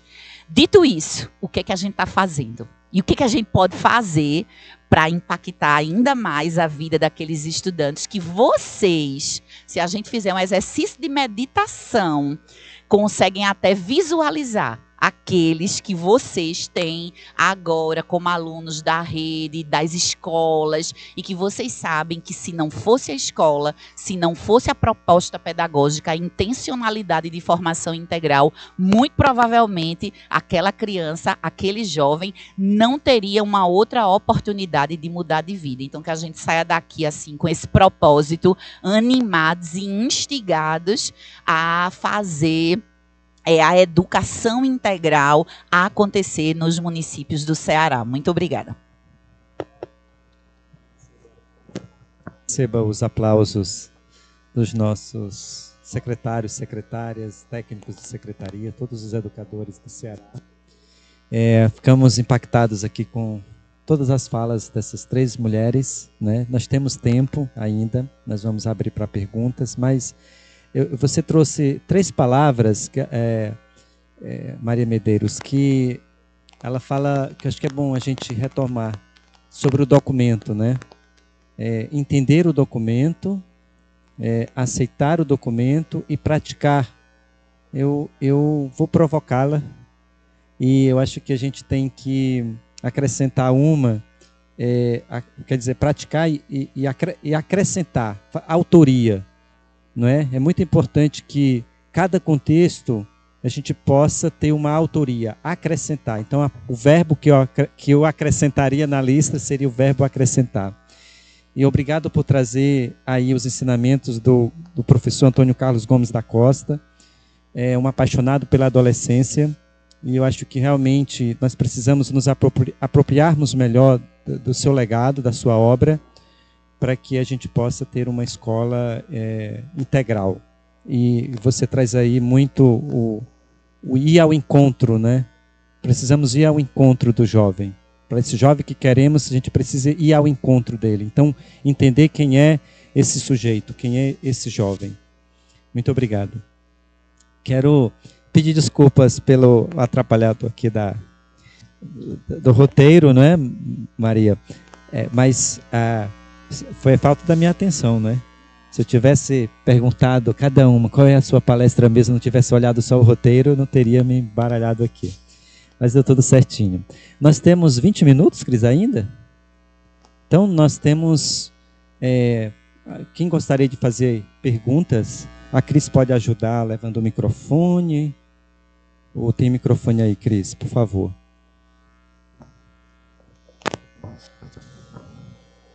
Vocês podem direcionar a pergunta, ou então façam a pergunta, eu posso direcionar para a pessoa. Ali. Apresente-se, por favor. Boa tarde, sou o professor Alcides Leite, estou secretário do município de Pereiro. Pode ser para qualquer um, assim que quiser nos ajudar. Que caminhos iniciais nós podemos trilhar na formação dos educadores sobre a escola de tempo integral? Nós sabemos que nós temos colegas que estão há mais de 2 décadas, né, nas escolas em apenas um parcial, e de uma hora para outra a escola pode se tornar de tempo integral. Então, quais essa sensibilidade, digamos assim, quais os passos iniciais que a gente poderia seguir dentro da proposta de formação continuada para os nossos educadores? Lucy, por favor. Então, essa foi uma grande pergunta que nós nos fizemos quando nós começamos a fazer a elaborar o próprio documento, né? Aí eu entendo que tem dois tópicos que são muito importantes. Primeiro, trabalhar com o professor a própria consciência dessas questões que nós falamos, das próprias competências socioemocionais, né? A Maria ela trouxe um exemplo e eu vou trazer um outro exemplo para vocês do corporativo. Hoje em dia, falta mão de obra em TI, né, no mercado de TI. Sobra vaga e muitos profissionais que têm a técnica, eles são demitidos porque eles não têm o socioemocional. E muitas vezes, quando nós falamos do integral, é importante nós não apenas falarmos para os professores do integral que os estudantes precisam, mas também procurar acolher esses professores e trabalhar também as próprias competências socioemocionais desses professores, né? Então, esse é um primeiro ponto que é importante a gente, porque como é que eu vou trabalhar com os meus estudantes aquilo que eu desconheço em mim e que eu não tenho em mim? Vai ser muito difícil. Então, é importante trabalhar isso também com esses professores, mas também, isso é outra coisa que nós trazemos no documento, aí entra a parte técnica, porque há uma mudança, e não só por conta da educação integral, mas por conta da BNCC, para esse modelo de estrutura de currículo tradicional, conteudista, conceitual, para um modelo que você vai trabalhar o currículo por competências, considerando essas 3 dimensões, né? Então, os conhecimentos conceituais, a habilidade prática e essa experiência educadora nos contextos que as pessoas estão acostumadas. Então, é importante trabalhar também essa parte de mudança mental, que inclusive o próprio documento já apresenta algumas dicas de como ele pode ir mudando a sua prática para que ele possa fazer essa transição. Então, a meu ver, tem pelo menos esses 2 movimentos para que ele consiga dar conta de começar a fazer essa mudança e realmente entender o que é a educação integral. Eu vou aproveitar e complementando aquilo, se vocês vão fazer a leitura do documento, né? E se apropriar, enfim, do que está sendo proposto no âmbito da gestão, no âmbito pedagógico. E ali vocês vão ver a sinalização de práticas e vivências que fazem parte de uma escola que se propõe a uma educação integral. E uma sugestão que eu levo para vocês, com experiência de quem, tanto como professor, eu tive a oportunidade de viver a formação continuada. A escola agora vai ser integral. Pronto, então como é que vai ser a formação continuada? Agora eu sou gestora da escola, como é que eu vou fazer a formação? Então veja, começando pelo começo, considerando esses 2 pilares e esses 2 pontos que Lucy trouxe, façam um esforço para que os próprios professores vivenciem coisas que serão propostas para os estudantes. Então, por exemplo, numa escola que se propõe a uma educação integral, a gente vai trabalhar com acolhida.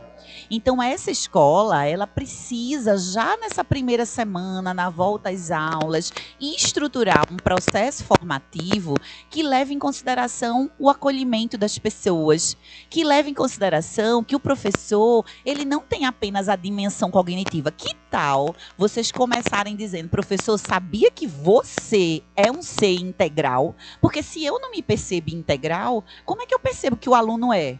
Então, que tal a gente adotar estratégias para fazer o professor entender, aceitar e praticar uma proposta de educação integral a partir de experiências que eles vão vivendo?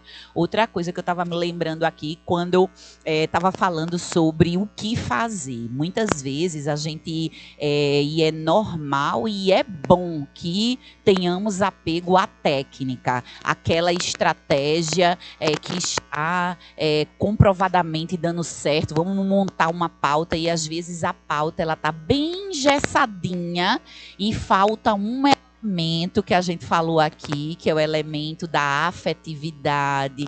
Aí eu me lembrei de Cora Coralina, porque também na área da educação a gente é especialista nisso. A gente é especialista em fazer momentos com dinâmicas integrativas, com músicas, adotando estratégias que toque o coração do professor. E Cora Coralina disse isso. Nada, anote aí no seu juízo, você que está pensando, o que é que vai fazer agora, nesse ano, planejamento, com essa proposta de educação integral. Aí Cora Coralina diz, nada do que fazemos faz sentido, mas é nada do que fazemos faz sentido se não tocamos o coração das pessoas. Então, que tal, quando vocês forem agora de volta para seus municípios, pensar a jornada pedagógica, vocês botarem como objetivo tocar o coração dos professores? Porque se eu chego com um documento pronto e digo assim, minha gente, vocês não sabem de nada, ó, para aqui, que mandaram. Vê para aqui, um documento. Aí o professor diz, mais trabalho? Porque também tem isso, como a gente comunica. Como a gente comunica. Gente, vejam só, estamos agora vivendo um momento de virada no nosso município. Não é o governo do estado, por meio da secretaria, com regime de colaboração, educação integral. Aí você cria uma narrativa que a pessoa, poxa vida, eu vou fazer parte disso. Vai, meu filho, você vai. Você foi... Você foi contemplado, né? E aí, outra coisa importante, você traduz o documento e vai estudando e vai empolgando aquelas pessoas. Sabe para quê? Anote aí de novo, para eles serem corresponsáveis. Porque aí Lucy vai pegar já o gancho da corresponsabilidade. Da corresponsabilidade é olhar para esse documento, que é o que nós estávamos falando da questão da autoria. Porque esse documento ele foi pensado para apresentar para vocês uma estrutura mínima, né, básica para a educação integral, mas vocês vão fazer a educação integral de vocês. E é importante convidar, não só acolher esses professores, mas convidá-los a construir junto a partir dessa estrutura. Porque ela não é uma estrutura para dizer assim, ah, não, foi a SEDUC que fez, que vocês têm que seguir ipsis literis e não sei o quê. Não, vocês vão pegar e vão falar assim, bom, dentro do meu território, o que eu tenho que considerar? Eu tenho que olhar essa questão. Por que os componentes diversificados são importantes? Por que essa questão do projeto de vida, que aqui nós estamos chamando de projeto caminhar, ele é importante, né? Essa parte do socioemocional. E como é que eu vou integrar tudo isso? O que eu posso fazer, né? Como eu estava falando, eu falei assim, de repente, como ele começa com o eixo dos saberes, vocês proporem para os professores fazerem uma gincana com eles mesmos pensando e junto com os estudantes, como que esses saberes aparecem na vida deles do dia a dia, da mãe, do pai? Sim, porque é importante. Muitas vezes o pessoal fala, mas a mãe não trabalha como, né? Não trabalha fora, porque olha tudo que ela administra na pensão da casa dela, que ela usa matemática, que ela usa biologia, que ela usa a própria geografia, tudo, história, tudo ela faz dentro das tarefas dela. Já imaginou esses estudantes olhando de uma outra forma para dentro da casa deles, com o apoio desses professores? Então, é o momento de chamar os professores para eles co-criarem, para eles se corresponsabilizarem, para eles entenderem que isso é deles também. Concordo plenamente. Alcides, eu queria só complementar, a minha rede, nós estamos trabalhando as 4 macrocompetências na formação dos professores. Então, as 4 macrocompetências do Instituto Ayrton Senna, eu acho que para as jornadas pedagógicas, elas podem colaborar muito, né?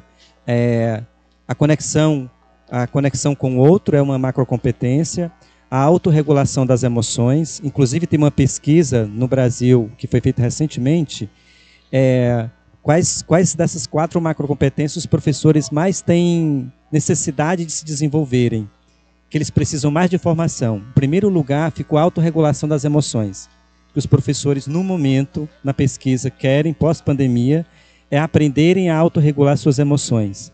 Eu acho que essas 4 macrocompetências, né, autorregulação das emoções, conexão com o outro, inventividade e gestão do ensino e aprendizagem, são 4 componentes essenciais para a formação dos docentes para essa escola que a gente está querendo. quer complementar, por favor? Quero aproveitar, já que você falou das 4 macrocompetências, e aí casa muito, né, com o que a Lucia e a Maria trouxeram, dessa pessoa se olhar para poder olhar para o outro. Eu só posso ensinar, né, mediar aquilo que eu consigo entender, senão fica muito superficial. Mas eu queria só incluir mais uma questão, que é de ser um espaço, de você buscar promover, né, vocês buscarem promover, que sejam espaços, além de formativos, que eles possam se avaliar e avaliar como está sendo essa experiência. Então, o que eles estão vendo que pode dar certo, prever questões, buscar, então, se isso daqui não der certo, que nem elas falaram, vivenciar, coloca eles para vivenciarem, e aí pensar um plano B, né? Se isso não der certo, como que a gente pode fazer? Aqui não funciona, mas dessa maneira funcionaria. Com essa turma não funciona, mas com tal turma funcionaria. Então, eu acho que isso também é muito importante, a gente poder abrir esse espaço para eles se colocarem, faz parte da construção coletiva.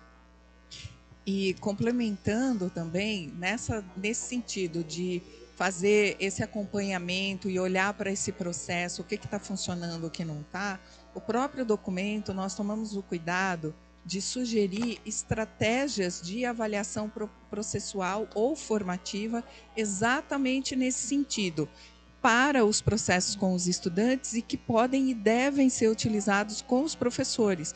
Porque ainda hoje, né, e eu estava até anteriormente conversando com a Maria Medeiros, que eu falei assim, eu trabalho muito também com a partir da aprendizagem visível.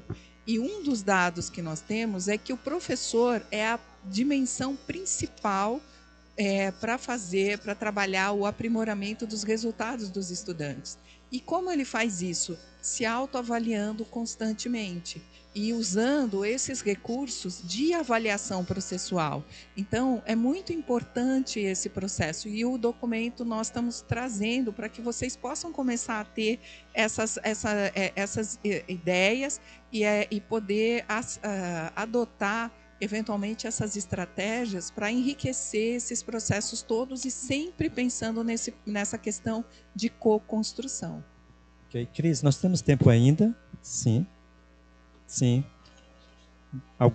Mais alguma pergunta? Apresente-se, por favor. Boa tarde, Liliana, gestora municipal do município de Santa Quitéria. Eu assumi recentemente a gestão municipal da educação. No entanto, encontrei uma situação diferenciada, né? Com o último ano, né, do ensino fundamental já totalmente em tempo integral, linearmente, com todas aquelas fragilidades, né, da não preparação, da estrutura, da rede, da formação, enfim. E uma das questões que eu mais escuto é assim, como vamos manter, agora que a gente está gradativamente ampliando esse tempo, manter os alunos na escola, né? Então fica muito claro de cara que a compreensão do que é tempo integral não foi previamente identificada, assimilada, aceita, né? Como você bem colocou. Então, assim, é um tanto desafiador não desconstruir, mas reconstruir em cima de conceitos já um tanto equivocados, né? Então, assim, alguma dica, alguma sugestão de fazer intervenções que não sejam no intuito de falar do que está errado, mas no sentido de recompor, né? Co-criar, usando tanto essa palavra que meu filho é quem mais usa, quem me ensinou a entender, né? E assim, muito feliz, queria só dizer, de ver citado o professor Antônio Carlos Gomes da Costa, de que eu tive o prazer, a enorme satisfação de ter sido aluna no momento em que ele esteve aqui trabalhando residência social em arte e educação, né? Então eu tive o prazer de ler, beber nessa fonte, e que hoje continua sendo um guru para mim. Tá? Mas a questão era essa, como é que eu posso, de alguma maneira, que dicas, que sugestões teriam para a gente tentar reelaborar essa construção aí iniciada? Antes de mais nada, eu queria agradecer essa pergunta, porque no final agora em dezembro agora, último, quando nós tínhamos finalizado o documento, nós fizemos uma oferta de curso sobre o documento para os gerentes municipais, né, para todos os gerentes municipais.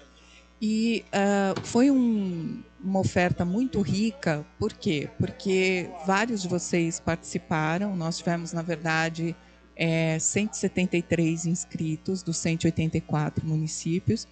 E nós pudemos identificar vários estágios de implementação. E veja, nós temos que respeitar o ritmo de cada município, né? Eu acho que pode ter começado, pode ter iniciado com algum tipo teve só vai naquela data, o general viu, porque como a gente vai fazer? Aí ele vai só aqui. Então, voltando aqui lá no as contribuições de todos vocês, por isso que eu falei, isso foi um curso que trouxe muito aprendizado para todo mundo, e nós pudemos perceber que há diferenças de implementação de um município para o outro, e tudo bem, né? Eu não costumo dizer que está errado, eu costumo considerar que está assim, houve o melhor de vocês para procurar atender.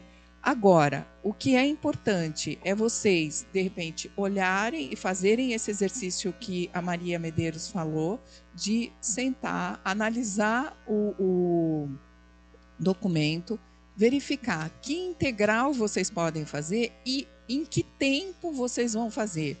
Porque também não se trata, né, muitas vezes, de só comprar equipamentos ou fazer expansão, mas de trabalhar toda essa cultura dentro da própria rede.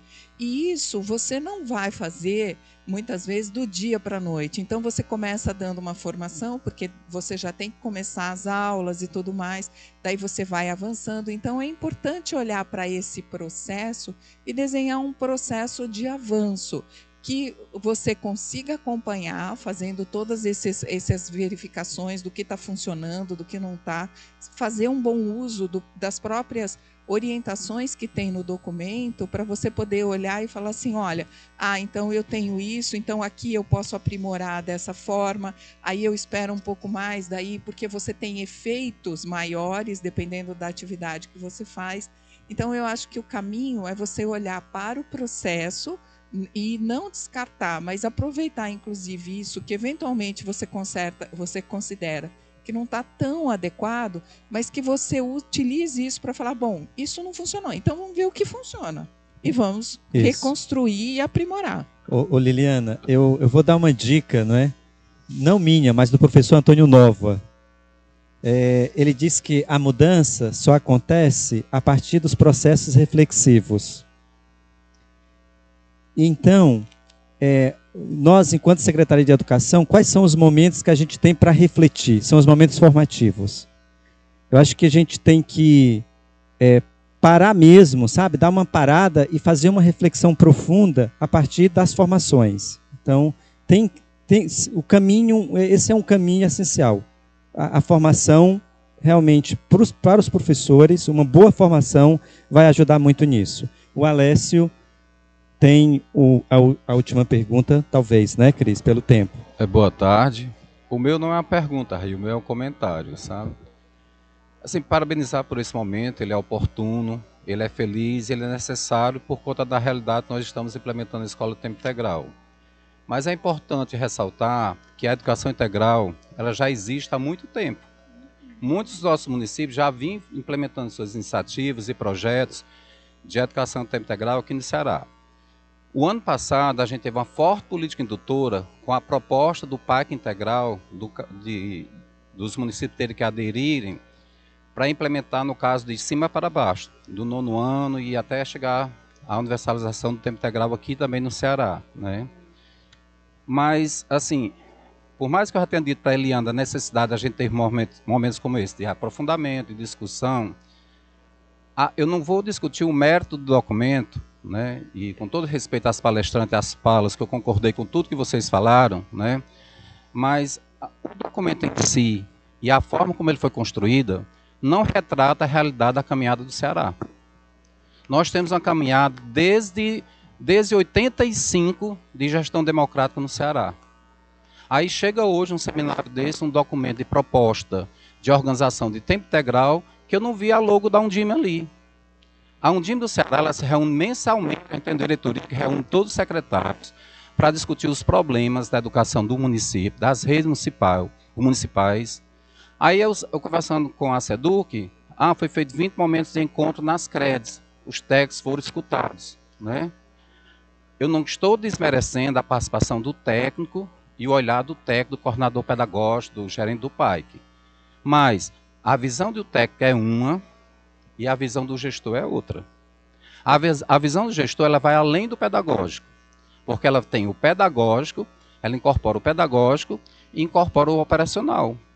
E durante os bastidores, quando eu recebi esse documento hoje, eu tive o cuidado de conversar com cada secretário que aqui encontrei, principalmente os que são da diretoria da Undime, que se reúne todo mês, e perguntei se eles tinham participado de algum momento da elaboração desse documento. E me causa estranheza que nenhum se identificou e nenhum se reconheceu, que nem sequer tinha conhecimento que tinha sido contratada uma consultoria no estado do Ceará para elaborar um projeto educacional de tempo integral, que diferente. O PAIC, eu estou na SEDUC desde a época que nasceu o PAIC, já estava lá antes de nascer o PAIC. Quando o PAIC nasceu, ele nasceu de um comitê. Era um comitê que tinha representantes da Assembleia, tinha representantes da Prece, tinha representantes da Undime e tinha representantes da SEDUC paritários. Toda e qualquer decisão, todo e qualquer documento passava pelo âmbito desse comitê. O PAIC cresceu, se tornou adulto, evoluiu, foi PAIC, PAIC mais 5, PAIC mais 9, PAIC integral, né, ficou autônomo. E esse comitê desapareceu. E eu acho que a gente está perdendo a essência da democracia, que é a participação, entendeu? Então, assim, é um documento, por mais que a Manu diga, é um documento apenas orientador. Eu entendo que só pode ser orientador mesmo, porque os municípios, os 184 municípios, eles têm autonomia de política e pedagógica. Então, assim, quando eu vejo um documento do governo do estado, que não tem sequer a cara nem da Prece, que a Associação dos Prefeitos aqui é muito integrada, e que não tem nem a participação da Undime no documento, entendeu? Aí, assim, me preocupa bastante, sobretudo, como é que esse documento vai chegar naquelas redes que tem mais limitação de qualificação técnica de profissional para a construção do currículo. Então, vai haver uma tendência de copiar tudo que está nesse documento como uma verdade única e universal para as redes do Estado do Ceará.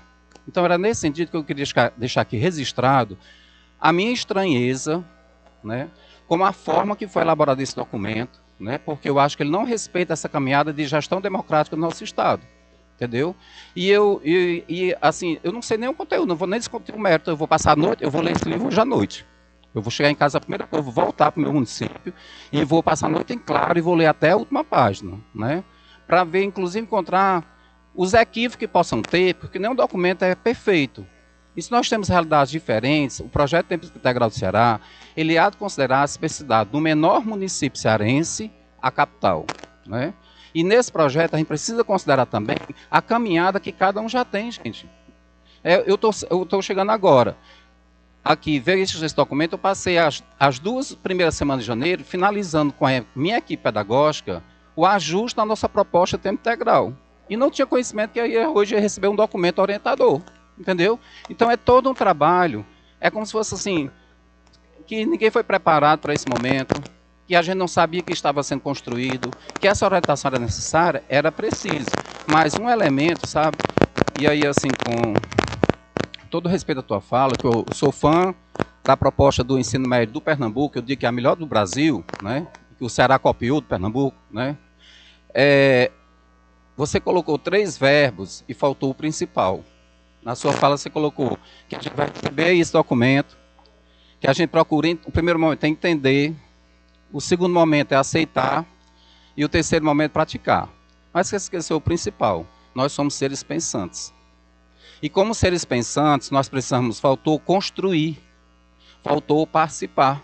Não tem, isso antecede a esses 3 momentos, entendeu? Só para acrescentar na sua fala, para no outro local você não partir do entender, porque nós não estamos aqui para receber receitas, né? Nós não estamos aqui para receber receita. Nós queremos sim compartilhar de todo o pensamento da Lucy, né? De tudo que ela traz de inovação, de conhecimento para agregar nas discussões, aos modelos nossos de currículo da educação integral que precisa ser sofisticado, ao conhecimento do Ayrton Senna em termos de competência socioemocional, mas tudo para somar. Mas é ouvir vocês, sentir a minha realidade e ajustar. Então, eu acho que faltando esse documento, ele peca quando ele não tem esse espírito coletivo. Eu queria só deixar isso registrado, tá bom? Posso começar? Bom, vamos lá. Primeiro, agradecer porque você trouxe um dado de contexto. Então, quando eu fiz a minha fala sobre entender, aceitar e praticar, eu estava falando sobre a proposta de educação integral e a essência dessa proposta que se tentou capturar nesse documento, mas com o dado de contexto que você compartilhou conosco, obviamente que a gente também entende e valida a sua observação no que diz respeito ao construir e ao participar, porque sim, a gente defende diálogo igualitário, escuta qualificada e construção democrática, só para deixar registrado. Então, e mais uma vez agradecer pelo contexto. Mas eu acho que tem uma coisa bem importante, e eu queria até pegar e fazer um gancho com a pergunta anterior e com o que Lucy também falou, sobre a gente olhar para o que está sendo feito e ver equívocos, acertos e tentar corrigir e tentar... Tem um ditado que eu acho que aqui no Ceará também, lá no meu interior, também se usava muito, que é a gente não jogar a água da bacia com a água da bacia com o menino dentro, né? Tem um ditado que diz assim, a gente vai jogar a água da bacia que deu banho no menino, mas cuidado porque não joga a água e o menino. Muito bem, aí respondendo o que a gestora trouxe, né? No meu município já tem uma implementação que está equivocada. Então, assim, Ricardo Henriques pela manhã falou sobre aprender com os erros. Então, vamos pegar aquilo ali, fazer diagnóstico e vamos ver o que a gente pode fazer a partir da construção que já foi feita. Então, nesse sentido, eu penso, e vou passar para a Lucy seguir com essa reflexão e a gente fechar, que sim, a gente tem um documento que teve participação, e eu entendo que são dimensões de participação diferentes, tudo bem, eu entendo, exato, e que não considerou um dos atores, e é um registro que a gente vai levar e considerar. Mas eu queria trazer, e ótimo que vocês vão sair daqui, vão ler, vão dissecar o documento, porque como o documento se propõe a ser não ponto de chegada e não é ponto de partida, porque ponto de partida é o que vocês já vivem em cada rede, pode ser algo a mais que venha para somar e contribuir e até numa atualização levar em consideração essa ótima sugestão que você deu, que diz, espera aí, vocês cometeram um equívoco e a gente entende que num outro momento a gente precisa ter essas representações. Então, eu acho que é o seguinte, a gente leva esse documento como um documento orientador e que eu vou avaliar à luz das minhas práticas, o que hoje eu já implemento na rede, à luz do que eu planejei. Será que tem coisas que a gente planejou que já está aqui, que tem sugestões e encaminhamentos, mas como um documento que é flexível e que ele pode e deve ser adaptado, personalizado, customizado. Mas Lucy pode falar mais. Em primeiro lugar, eu também, como a Maria, eu agradeço as colocações, eu acho perfeitas. Como eu havia comentado, né, e vou me repetir um pouco, mas eu acho importante, ele, como documento orientador, é para vocês terem pelo menos um norte, né? E olhar para a sua realidade, e vocês, como eu tinha falado, vocês têm a autoria, vocês têm a autonomia e construir e co-construir com a sua equipe, né? Não é para pegar o documento e, olha, eu tenho que aplicar ele de ponta a ponta, vírgula por vírgula, ponto por ponto. Não, nunca foi essa a proposta. Você está totalmente correto no sentido assim, não, eu preciso construir junto, tem que construir, porque só vocês, só cada um de vocês, tá? Não havia como construir um documento para cada um dos 184 municípios, considerando as especificidades dos detalhes de cada um. Então, o que foi procurado fazer? Uma primeira escuta, para poder identificar pontos comuns que a SEDUC pudesse apoiá-los nesse sentido de que vocês possam caminhar com as próprias pernas, cada um de vocês. E, lógico, a SEDUC apoiando numa série de frentes que vocês vão sinalizando, olha, nós estamos precisando mais de apoio aqui, mais de apoio ali. Então, é sempre eu acho que é importante deixar isso claro, é sempre com esse espírito de que vocês tenham total e completa autonomia, inclusive de falar, olha, não quero o documento. E tudo bem, tá? Então, é muito nesse espírito, tá bom? Mas eu agradeço muito. Obrigado a todos pela participação. Cris vai encerrar aqui as falas, né, Cris? Por favor. E aí a gente faz o encerramento. Alô? Tá escutando? Pessoal, boa tarde. Assim, esse documento realmente foi criado com muitas mãos. Foi criado escutando realmente os nossos 184 municípios, fazendo reunião em todos os municípios, em todos os polos, chamando realmente todos os técnicos e com os secretários também presentes. Então, foi uma construção de muitas mãos. Nós respeitamos todos vocês, secretários, e foi um documento muito bem pensado, muito bem articulado. E se houve falha, perdão pela falha. Mas realmente foram escutados todos os municípios. Ok. Queremos...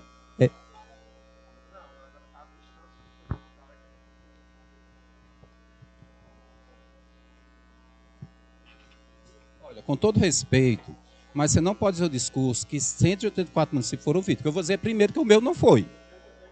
Outro secretário não foi. Quem é secretário? Não foi, não foi. Vamos fazer o seguinte, quem foi o secretário que foi ouvido? Quem foi? Levanta o braço, o secretário que foi ouvido. Foram feitos nas regionais, Alessio. Eu sei, o que eu estou colocando. Foram Eu não estou regionais, questionando e muitas regionais o conteúdo foram do documento. os secretários. Eu não estou questionando o mérito do conteúdo do documento. Eu estou colocando que a trajetória da construção dele não reflete a nossa. Eu digo isso porque eu fui da SEDUC também por 10 anos, e quando foi para a gente elaborar as matrizes do SPAES, que eu coordenei por 10 anos, quando a gente foi reformar as matrizes, a gente escolheu um grupo de municípios fazer oficinas. Fez as oficinas dos municípios. Quando estava todo pronto, esse documento final que foi elaborado foi submetido à validação de um conjunto de secretários. Entendeu? Mesmo sendo documento técnico, fazendo a escuta do técnico, dos municípios, ele foi validado. O que eu estou querendo colocar é que vocês desconsideraram que existe uma associação de municípios aqui no Ceará, que existe a Undime no Ceará, que é uma das mais fortes do Brasil, é a do Ceará, que tem uma trajetória que se reúne mensalmente, a única que se reúne todo mês é a Undime no Ceará. Todo mês é a nossa diretoria. Todo mês a gente se reúne ou virtual ou presencialmente, a gente se reúne. Então, a questão institucional que não foi considerada. E a prova maior é essas logomarcas aqui. Entendeu? Então, eu não posso dizer que a Undime foi considerada, que foi convidada, entendeu? Não foi. E quem representa as redes municipais, infelizmente, gostando ou não, é a Undime. Ainda mais porque a gente tem uma história aqui no Ceará de tradição de anos, não é da agora. Então, não diga esse discurso que porque eu fiz 20 encontros regionais e lá estava um técnico dos municípios, que os municípios foram todos ouvidos. Porque não foi, porque eles nem sabiam que na reunião estariam para a coleta de contribuições a um documento que iria nortear toda a política. Porque uma coisa é eu fazer a reunião do técnico, a Janaína chamar uma reunião, todos os técnicos lá do Quixadá, e reunir todos os técnicos, colocar na sala e a gente discutia a proposta, documentos, ok? Outra coisa é dizer, olha, vai ser construído um documento e vocês vão estar sendo convidados a trazer as contribuições para a elaboração desse documento, entendeu?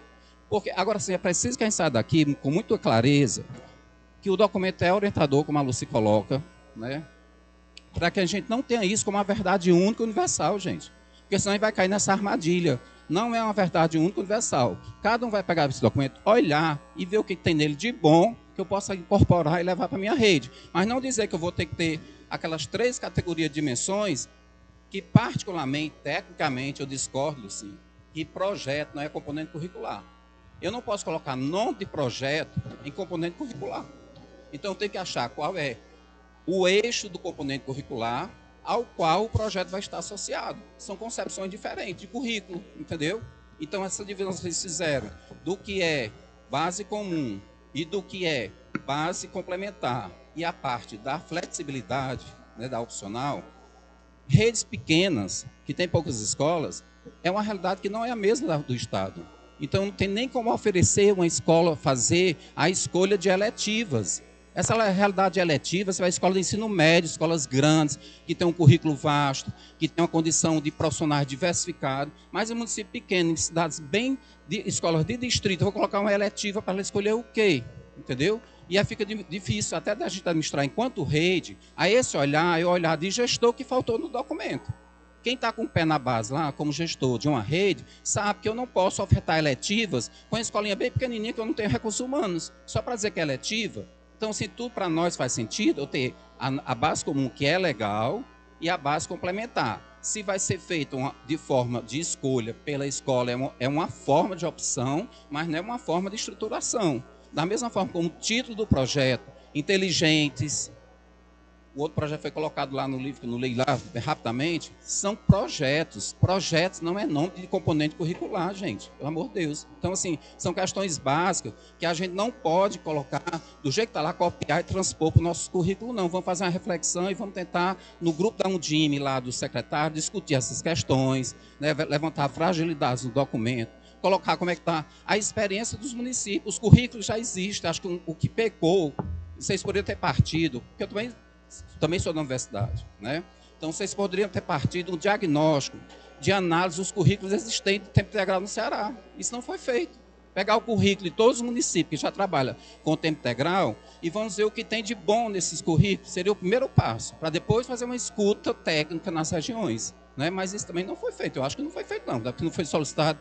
O Aurélio tem uma experiência boa em Jucás, de educação integral, ele não participou, não mandou o currículo dele, né? Então, tem tantos como Jucás, município pequeno, outros municípios têm experiências exitosas de currículo e que não foi considerado, entendeu? Que poderia ser essa experiência, poderia dar uma base qualitativa na questão da construção do currículo do Ceará, uma proposta orientativa, entendeu? Era só isso, eu não estou desconsiderando o documento, nem a qualidade da participação dos técnicos das CREDs, né? Está aqui a minha coordenadora Janaína, né? Que ela deve ter feito esse momento com muita maestria. Não é isso que eu estou discutindo, é a forma como ele foi feito, é só isso.